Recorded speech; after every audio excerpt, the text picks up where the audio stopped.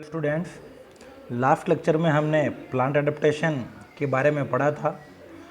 Plant adaptation में हमने जो फर्स्टली देखा था वो थे एक्वेटिक प्लांट्स, ये जिसे हम कहें हाइड्रोफाइट्स। तो हमने हाइड्रोफाइट्स के कुछ टाइप्स देखे थे जिनमें हमने सबमर्ज्ड, सस्पेंडेड या फ्लोटेड और एम्फीबियस प्लांट्स के बारे में पढ़ा था।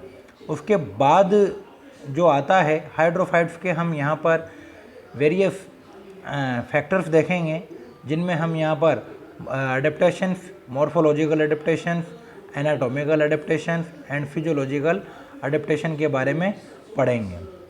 तो यहाँ पर मॉर्फोलॉजिकल एडेप्टेशन एवं एनाटॉमिकल फिजियोलॉजिकल एडेप्टेशन पढ़ने से पहले हम यहाँ पर ये देखें कि पादप को कौन कौन सी परिस्थितियों का सामना करना पड़ता है, जो कि हम पिछले लेक्चर में हम देख चुके हैं।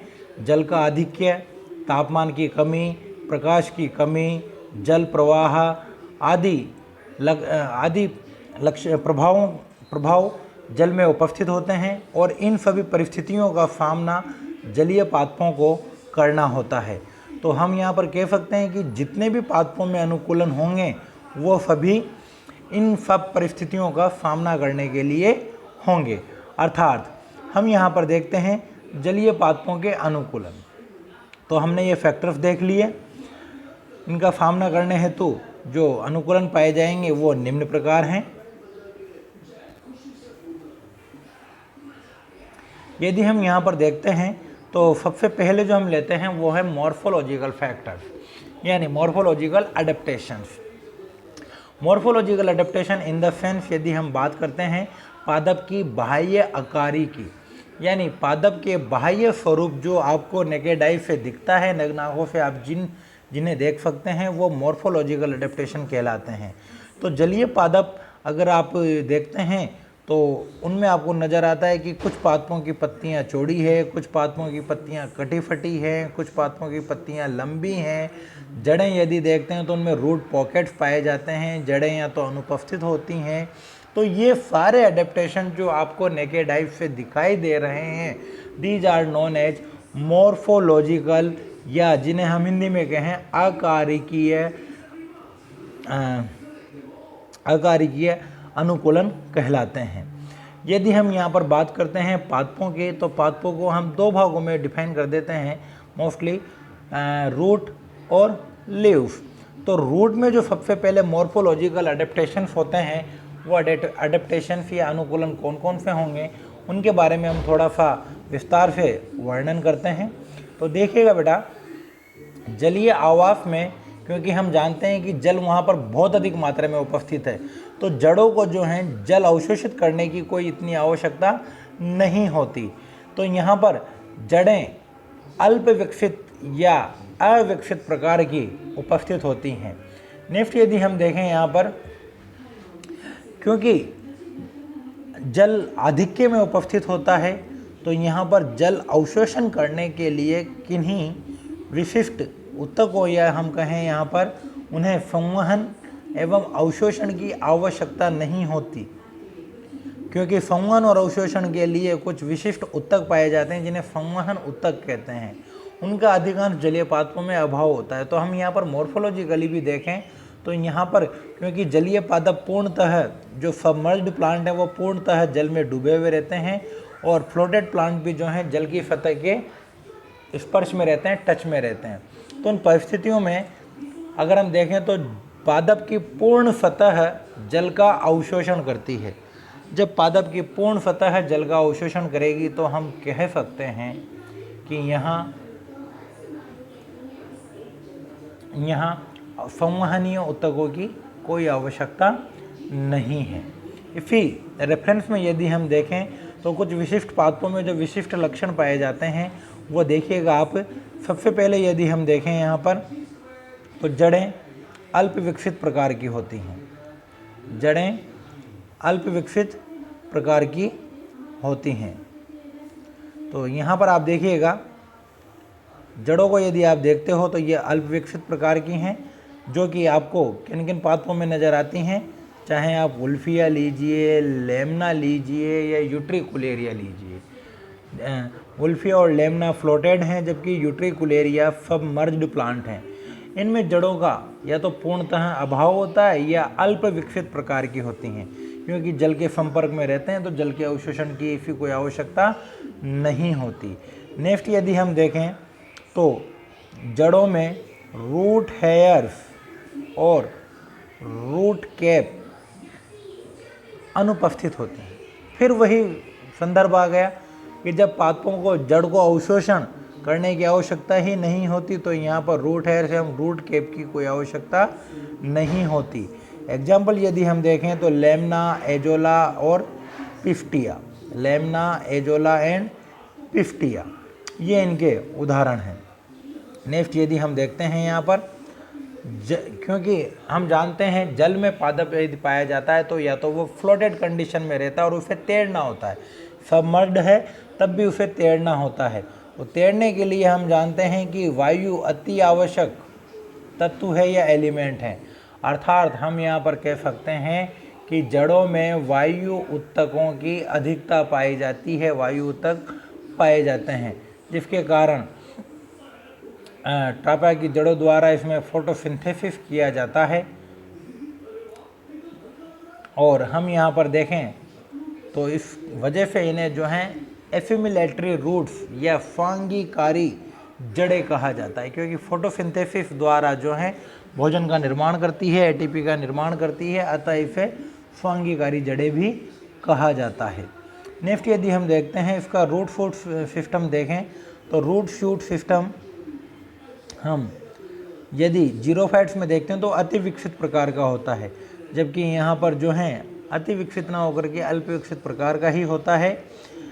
इसमें जो है तना पतला, लचीला एवं हरा होता है।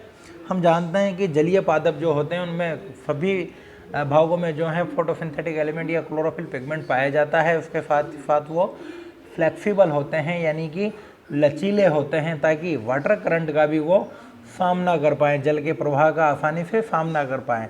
इसका अगर आपको उदाहरण देखना है तो वेलिफनेरिया की पत्तियां देखिए, बिल्कुल रिबन शेप होती हैं और लचीली होती हैं, ताकि वो जब जल का प्रभाव उन पर पड़े तो वो टूटे ना। पत्तियां जो हैं कटी फटी होंगी। अभी आप देखेंगे यहाँ पर। नेक्स्ट हम लेते हैं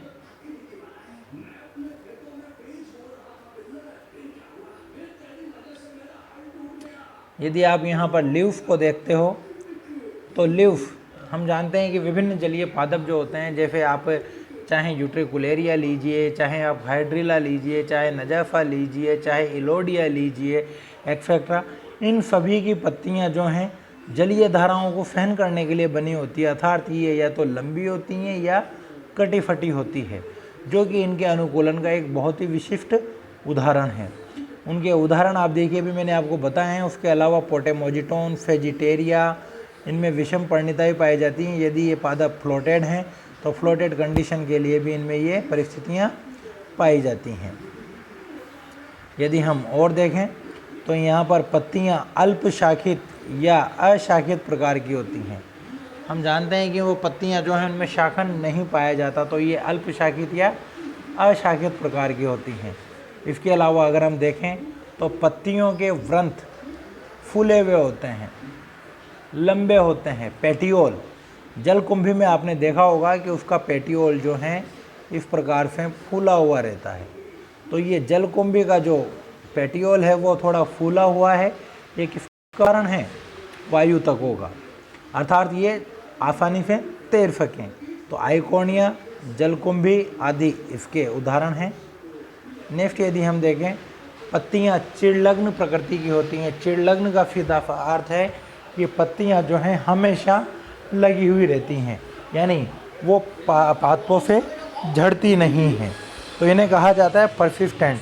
तो जलीय पादपों में मोस्टली परसिस्टेंट टाइप की लीव्स पाई जाती हैं, जिसका बेनिफिट पादपों को मिलता है, अर्थात वो सदैव हरे बने रहते हैं। साथ ही साथ हम यहाँ पर कहें कि पत्तियाँ चिड़लग्न प्रकृति की होने के कारण ये गंधले पीले रंग की होती हैं, एवं इस प्रवृत्ति के कारण ये अधिक प्रकाश का अवशोषण करने में उपयोगी होती हैं। नेक्स्ट हम देखते हैं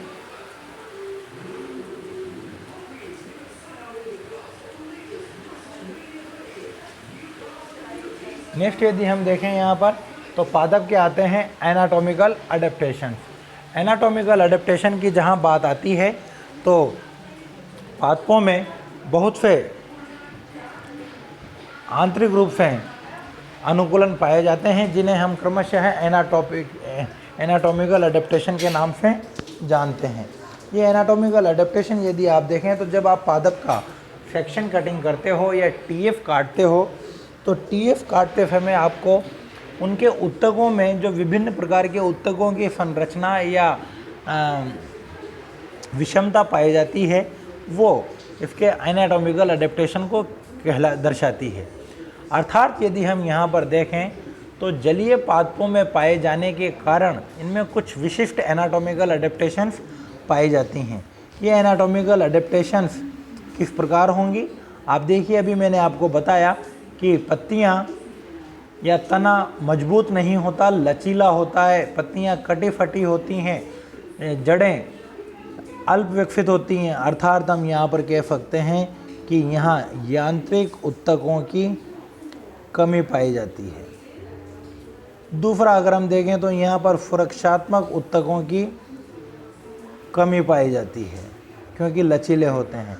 तीसरा जो सबसे इम्पोर्टेंट है जो कि बायोवेंसी प्रदान करता है या हम कहें उत्प्लावकता प्रदान करता है या जलीय पादपों को तैरने का गुण प्रदान करता है वो है वायु तकों की अधिकता।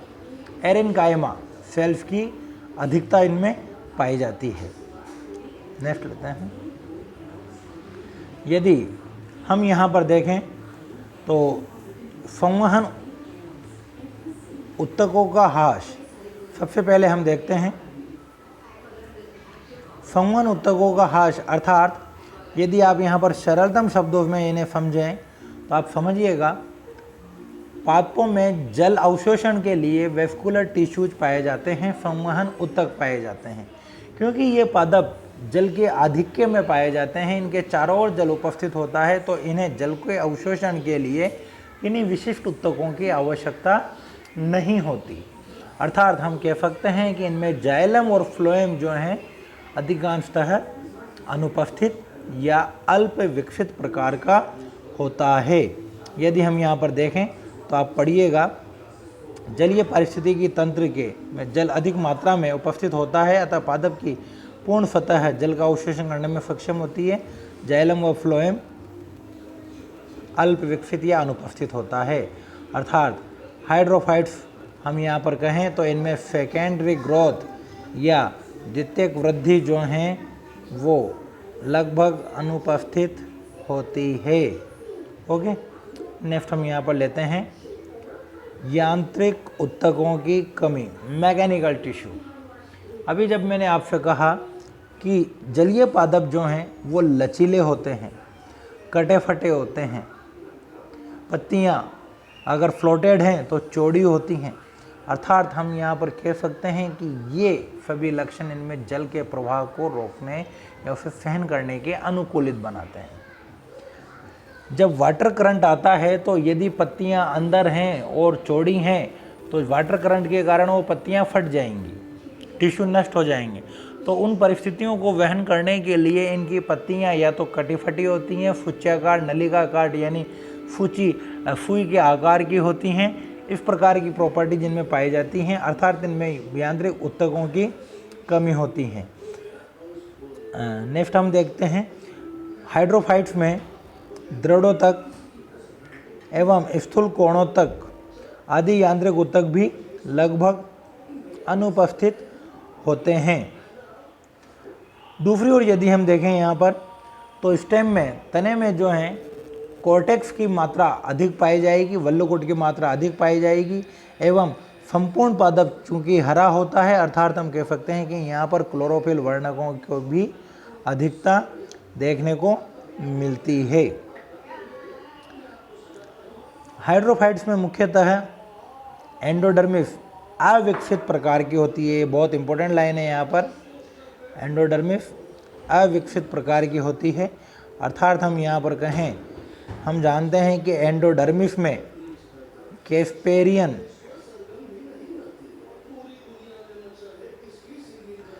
प्लेट उपस्थित होती है और इन कैस्पेरियन प्लेट्स में से ही जो है जल का गमन होता है। चूँकि यहाँ पर जल पूर्ण सतह द्वारा अवशोषित किया जाता है, तो यहाँ पर इस प्रकार की किसी भी तरह की कैस्पेरियन पट्टिकाएँ अनुपस्थित होती हैं, जिसके परिणाम स्वरूप एंडोडर्मिस भी यहाँ पर अल्प विकसित प्रकार की होती हैं एवं स्पॉन्जी ऊतक अधिक मात्रा में उपस्थित होते हैं।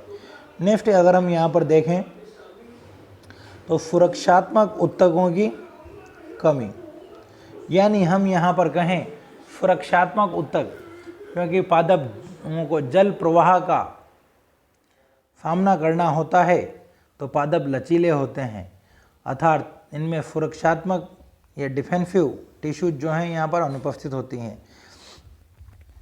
इनमें जो है इन पादपों पर फ्लेश्मा का आवरण चढ़ा होता है, म्यूसिलेज का आवरण चढ़ा होता है, जिसके कारण ये जल में लंबे समय तक रहने पर भी फटते नहीं हैं। जबकि अगर हम देखें, यदि हम दूसरे जीव या दूसरे पादपों को जल में डाल दें तो वो फटने लगते हैं, जबकि जलीय पादपों में म्यूसिलेज या फ्लेश्मी आवरण की उपस्थिति के कारण ही ये जल में फटते नहीं हैं।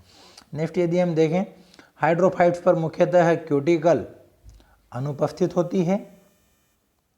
एपिडर्मल सेल्स में क्लोरोफिल उपस्थित होता है और सबमर्ज्ड प्लांट में याद रखिएगा स्टोमेटा एब्सेंट होते हैं। जबकि यदि फ्लोटेड प्लांट की पत्तियां सतह पर हैं तो उनकी ऊपरी सतह पर स्टोमेटा पाए जाते हैं। ओके, नेक्स्ट लेते हैं। दूसरी ओर यदि हम देखें इनके एनाटॉमी में, तो मैंने कहा कि जल का अवशोषण पादप की पूर्ण सतह द्वारा किया जाता है, अर्थात हम कहें यहाँ पर root hairs are totally absent. Next यदि हम देखें, होल प्लांट बॉडी जो है वो पारगम्य होती है जल के लिए। नेक्स्ट हम यहाँ पर देखें,